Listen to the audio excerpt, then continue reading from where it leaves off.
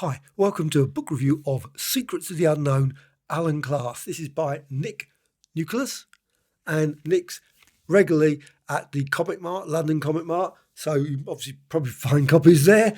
Also, you can find copies on Amazon and many other places as well. So I would suggest check those out. This is a book about the brilliant Alan Class books that came out in the 60s, 70s and into the 80s. These were black and white reprints. Many kids grew up reading these probably before they ever got to read the American editions. So this is just an absolutely brilliant book to finally bring certainly a fair amount of the information about that time and all these publications into a book. Of course, lots of information probably is not ever going to be available. Obviously, it requires a vast amount of money because there were so many of these produced. I remember reading them in my mum's newsagents. My mum was worked in the newsagents, and I would spend most of my summer holidays reading through all these sort of things. There were just piles of these things that I would love reading through. And I remember many of these things, like Secrets of the Unknown, Suspense. I love to. But look at that one, Creepy Worlds. You got the first, obviously. Many of these quite very collectible. Obviously not as collectible as the originals, but they're certainly very things like that one, the Crimson Dynamo, one of my favourites. I love that one. Force's Story. Also, you had like Tower Comics as well. Also, Charlton Comics, also in there. Now, most of the covers looked very much like the originals, but that one I'm certain was not purple. I might be wrong on that, so please correct me if I'm wrong on that one. But the Medusa one does look, of course, like the original. That, again, super expensive to buy, the American one, but this one I suspect is also pretty expensive as well. Uncanny Tales. £19.99. It's got 124 pages. Very nice quality. Now it's obviously a soft cover. Absolutely lovely, but it's a real nice quality book. It's not your standard sort of ones that quite often you get, I think, where the pages, the cover curls like that. This does feel very good quality. So let's go through it. You've got here, I love this. They include all those. I mean, I think that's just brilliant. Secrets of the Unknown, Creepy Worlds. You've got Sinister Tales of Suspense, and subtitles I've never heard of. Tales of the Underworld. Race into Space, I have seen a few of those. Space Trip to the Moon, seen a few of those. But I don't think I've ever seen Hellfire Raiders. Love the character there. Alan Class, and you've got then some famous people obviously looking at the thing. Peter Sellers, obviously, and Ringo Starr there. And also, obviously, details there of all the various characters related, etc. And also from Nick Neocleous there, obviously given a bit of detail, about 20 million copies. That's a lot. Lots and lots of copies. Some lasted for quite a few issues, 249 issues, Suspense, 241, and so on. Wow. And he obviously didn't think he was going to sell vast amounts of some of the also things like romance titles, My Secret Confessions and Uncensored Love. Great titles. Now, I'm not certain that actually that one, maybe I'm wrong again, Mr. That one may be slightly different colouring, I don't know. But you've got those lovely ones there, the Champion, two of Alan's favourite British weekly comics. Just great thing. I've seen copies of Knockout and Champion over the years. You've obviously got a little bit more detail then. You've got some there, obviously, again, some more Thor one. You've got a Shocker one there. You've got the Kingpin one there. You've got that one lovely one, of course, the Invaders one that they got there. And then you've got Astounding Stories. I remember seeing that one. And also Dr. Spectro there and Alan Class. And off there, obviously negotiate. It's really great that he did this. I mean, it would be hard to imagine in the 60s and 70s where the exposure to these comics. I mean, unless they were being distributed over here, probably in the ports, you probably maybe in Liverpool and around some of the various other. But for most people, it would have been very hard to access. A lot of these comics are probably up in London, maybe. But you got Creepy Worlds. I just think it was great that we got these. Would have been disappointed if we hadn't. We had El Miller, of course, but El Miller, by about the early 60s, that was it. And he mentions in here about going to the storerooms or warehouse, and there was like literally nothing there. You can imagine sort of a few scattered bits and pieces across the floor. So it's just fascinating, those sort of comments that are mentioned in here. And also talks about Paul Hudson as well, Comic Showcase, which I just think is lovely. And of course, Tower Comics there. And then we're on to some more information. And then on to... Now, these are actually slightly bigger, I think. I'm going to hold up one, two. So maybe I'm wrong. Maybe let's have a look. No, they're actually exactly the same height. They just look bigger. Weird. When you see them, this because of course got the border, so it makes it looks like, but it's actually the same size. So there's no different from the actual one there, as far as I can see. Let's put it on top. Yep, that's it. But they're actually great ones. I love it, and it's great. It's one of my favourite ones. I love that. The name of the dame is Medusa. Brilliant, brilliant cover there. And of course, the classic one. Just got that one, not this one, the Uncanny Tales, but I got the original at the Comic Mart recently. For me, one of the Grail comics. Loved Sinister Six story, so it was just great to get. Of course, you got there the Daredevil one, Suspense, of course, Shield. Now, it was always varied. I don't think it was like any consistency. I don't know, maybe there was. Maybe the issue 9 of Shield or whatever came out, and then a couple of months later it was like 10, and you'd find 11 and 12. And of course, at this point, Marvel Comics, you would have, of course, the Marvel Comics Index. And there would be some information in various fanzines, but it was probably hard to piece all this. It wasn't like with the internet where you could actually go and look up all the details about all the issues, what was available. So you would get this, and quite often it didn't feature the number. I think that was would have been nice if they'd included where it came from. And please correct me if I'm wrong on that. I don't think it ever did. And I'm just going to let's just go to one of the comics. Here's Sinister Tales, and you've got this one says Great Start Help. Doesn't have, unfortunately, let's just go to one where it is another one, the Bully Boy there. Okay, so you've got the job code there. The job code's useful, and lots of people build up quite a lot of indexes from job codes. You've got the Living Brain there or something, Living Rope, that sort of thing. But it doesn't include Medusa again. Doesn't include any details like the comic it was from. So or even particularly sometimes, does it include the artist? Sometimes you might have it down the side. So you've got this one here, the girl in the black hood. Now, the details and things, I assume that was from an Atlas comic, the girl in the black hood. Now, one thing I loved about these quite often is the real sharpness of the artwork. It was most of the early ones anyway.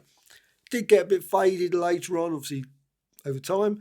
You got into the 70s and 80s. I always found that some of those were a bit more, but the early ones, they were, it looks like Peter Parker, doesn't it? At times, I'm a Martian, it says there. I'm not. But you've got here the Whirlpool. Again, the artwork is really great, but there's no details about where, other than sort of giving Bob, I can't even read sometimes, Bob Forgian, those sort of things. So it would have been nice if it had sort of like a little index at the front. So you could have then built up an idea. I'm not certain what the reason was for not including that information. But you can see some of the artwork is just great. And this has got another one here, the terrible. Now, I should be quite familiar with this artist. I've seen that artwork many, many times. But I'm not very good with naming artists. I would be the worst person with that. And then you've got the list. Tales of the Underworld. You know what? I don't recall. Outer Space. It was mainly... Suspense, Sinister Tales, Creepy Worlds, Secrets of the Unknown. They were the big four. Didn't particularly see Outer Space or the other ones. And I've got the Uncanny Tales. And I haven't got many Uncanny Tales in my collection, but this is one of these lovely 100-page double value ones. Not strictly true, since the other ones were all 68 pages. That would have had to go for 132, wouldn't you? Whatever. 136. Yeah, something like that. But these were great. I love these ones. I picked these ones up at my local Comic Mart that we had. We had a Maidstone Comic Mart, and they had a pile of these wonderful ones. Just brilliant. Ones that I'm not so familiar with, don't regularly see. But let's back to the brilliant book. I say it's a quality book. And it's got lots and lots. Another thing I would love to have seen more than this, especially considering that there's a lot of space here up the top, would have been nice, some detail about what was featured in the magazine. Not obviously just the Daredevil cover. As brilliant as it is, it's obviously just superb to see the Daredevil cover. But it would have been nice to have actually had, say, like this features Daredevil from issue, whatever it was, 8 or 9, and also of Spider-Man. But also the other things that were included, because obviously there were some Atlas ones and those things. That would have been nice. Just a bit of thing, because then you would sort of have a bit of an idea for that. And then, of course, you've got the classic Behold the Vision from the Avengers. Just brilliant. Oh, that's weird. That's strange, just picking that one. This is the sort of thing I mean. Look at that. I've got that one. He obviously reused it there. Tales of the Supernatural. Weird planets. Blue is a bit weird on the blue, I must admit, on the red. But there you got the same cover with a bit of variation, slight variation, I guess. The end of the mediums, obviously it says there, the man who came back. And yet they got exactly the same there. Actually looks, that's slightly bigger. That is slightly bigger, isn't it? Looks slightly bigger. Maybe. Anyway, hard to say sometimes. But it is odd when they are just suddenly flicking through seeing that one. But here it is, the one shots. And I think this is nice. Race in Space, they only had one of those. That is weird. I'm certain I've seen that one, or similar. Hellfire Raiders, Western gun action. They didn't seem to produce many. That was lots of, like Al Miller had lots of those, like Ringo 1, Ringo Kids and whatever. Space Trip to the Moon, Secret Confessions. So it's really nice to see that, these ones, I think they were ACG. And the thing is, unless I'm again missed that bit, didn't actually mention anything about approved comics. They always had approved comics. I don't know, were they improved by someone, or was that just obviously AC Comics, not Alan Class comics, but approved comics? You never see when you do a search online. If you do a search for on eBay for these comics, you'd never type in approved comic, would you? I always search for Alan Class. So it's odd that people have just completely forgotten about approved comic. So it was an approved comic more than an Alan Class comic. Blazing Frontier. So you've got Blazing Frontier. Again, it's obviously a Western story. So many Western stories, but love a Western story. I love the fact that also got these as well, the plate sets.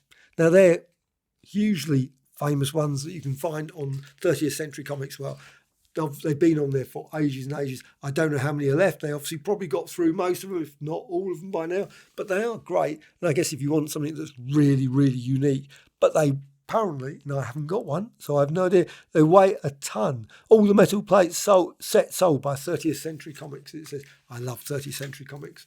Bought many a comic from them. Love the fact they've included an advert. That would be another thing that would have been nice if they'd included more of the advertising. Surely there must be, because they had advertising on the back. This is about it, actually, I suppose. They all seem to generally have as much the same. Yeah. Did he vary it? Did he ever vary that? Companion comic in this series, available monthly.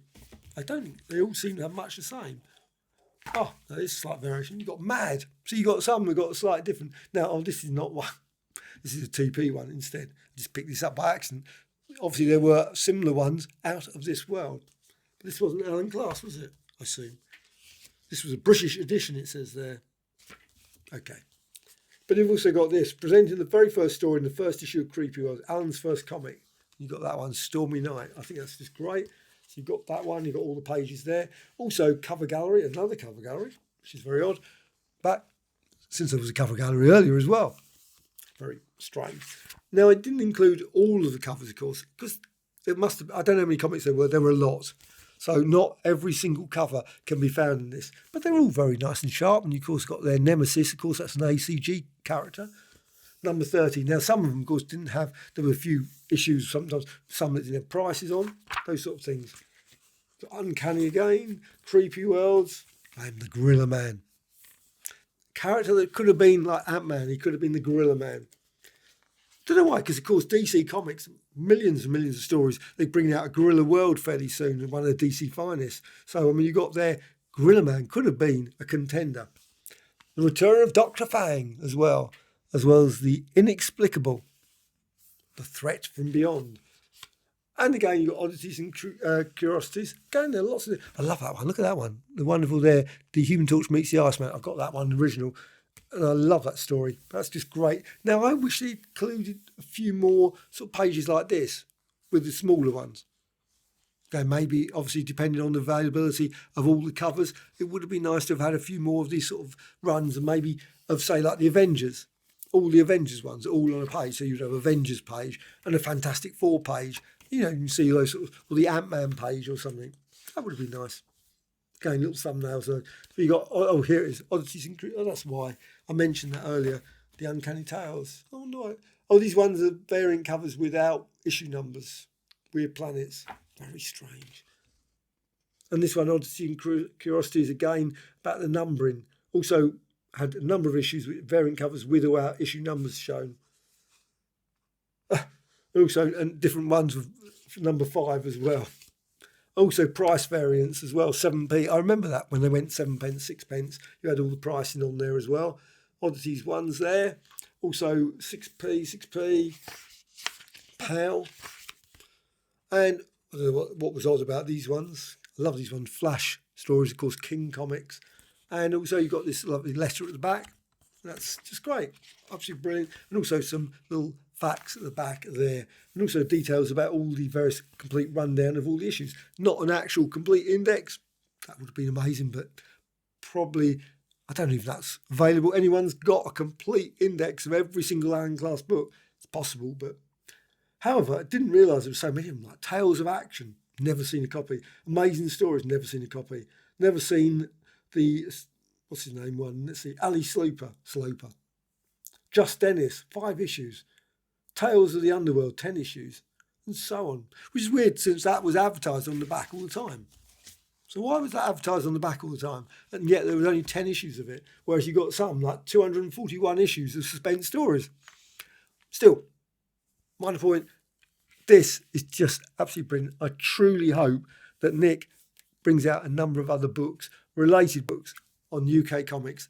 This field, there's just very, very, very few books. Few minor ones like about girls' comics I've got a book of, but there's also ones about a few like newspaper strips. But there are very few UK ones, really. Now, of course, there was ones for the UK comics back in the 30s and 40s, of course, done.